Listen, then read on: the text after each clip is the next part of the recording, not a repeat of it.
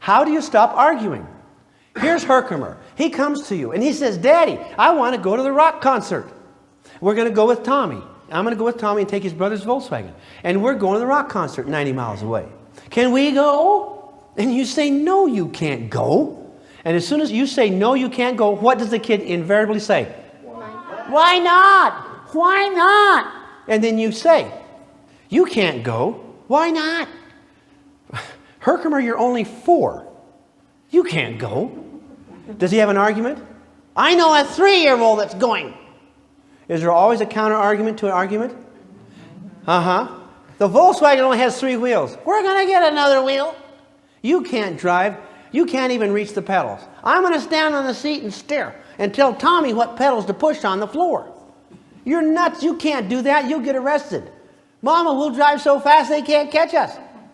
Do they always have an argument? Yes or no? Yes. Now, why did Herkimer ask you why?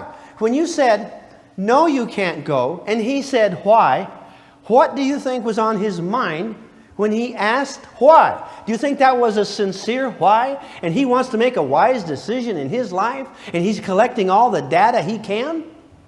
And he says why, so you give him some good reasons that he can consider? No, he's like the car salesman. And I'm down there at the car lot, and I like to go down there and see these nice new cars, even though I can't buy one. I like to go down there and smell them and drive around a little bit. So I get in the car, and he says, well, you want to spin? I can't buy this. He says, that's okay, a spin won't cost anything. So around we go.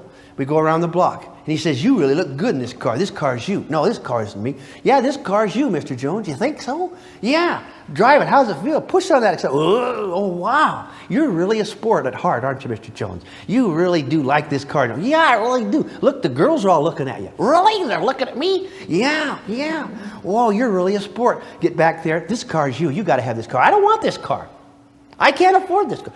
What does he say? We can work something out. We can work something out. Why don't you want it? I can't afford it. What can you afford?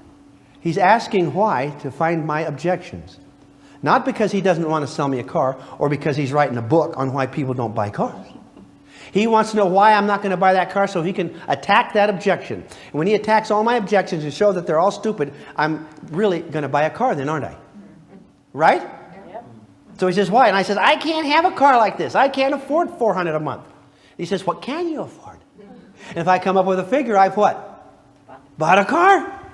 I says, I want one with 6 doors and two back seats and 3 wheels. And I got to have a fin on the back and a periscope and radar.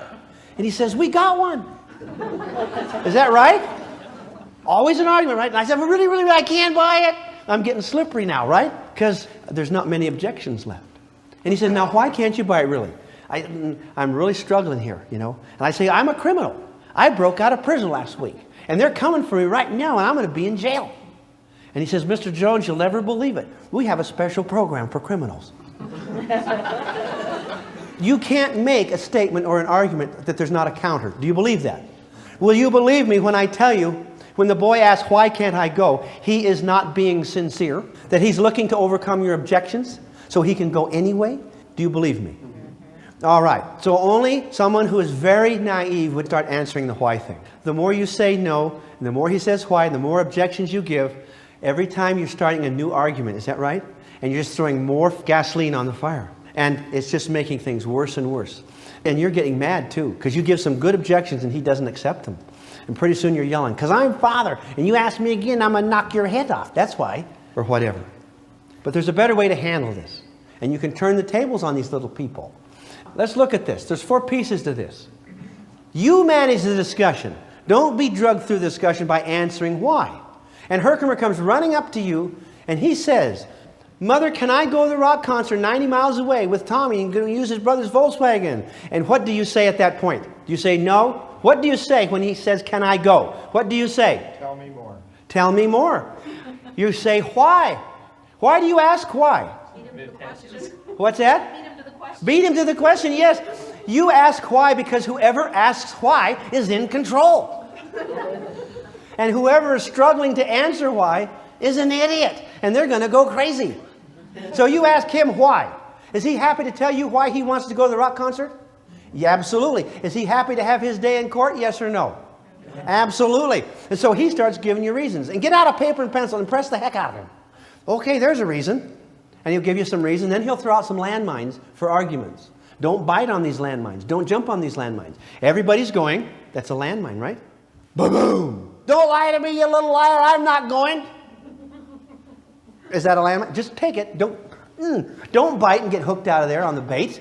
He wants an argument, doesn't he? So you just write it down. And you got to write a report for school. He's only 4, not in school. Well, maybe he's going to turn it in the 10th grade. Don't argue with him. You write it down, all the answers, all the answers, all the answers. And you're just wearing him out. You say, tell me more, and you just suck all the energy out of his brain. You just make him work so hard, his little thinker hurts. He goes to bed thinking of more reasons. He's got an obsession, more reasons. You think you're almost there, babe. It sounds pretty good. It's pretty cool. Give me some more reasons. Little kid wakes up with circles under his eyes. That's 175 reasons, son. You're really doing good. We just wear them out so bad that when we finally tell them no, there's hardly any fight left. And so what happens now? You say, I'll go talk to your dad. And so in you go, and you come back in a day or so. Can I go? Can I go? You say no.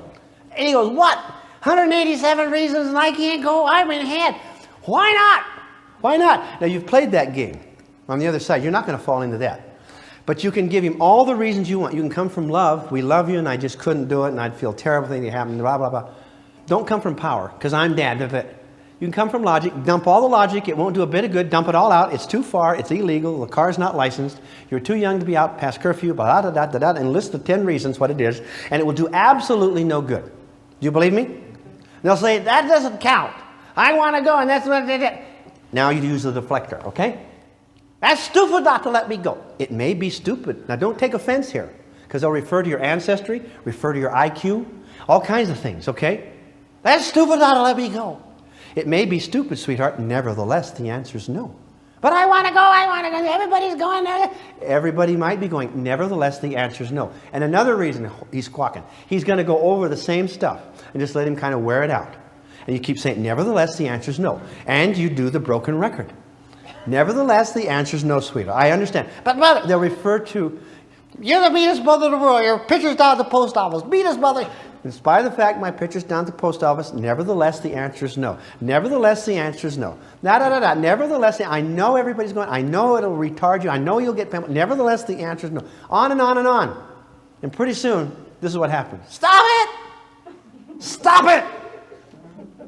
Don't say that stupid word again. What word, dear? Nevertheless. You go to some stupid parenting class and you learn some stupid word. Nevertheless, nevertheless. And now you think you know everything. Nevertheless, nevertheless, nevertheless, nevertheless. I don't want to hear that anymore. Well, regardless of the fact whether you want to hear it anymore or not. Nevertheless, the answer is no.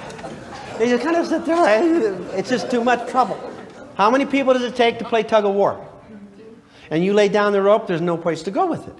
We've had kids come in, and they come in to ask something stupid they know they shouldn't go to. And they say, Mama, can I go to that? Mama turns to them and smiles and says, why would you like to go? And reach for a pad and pencil.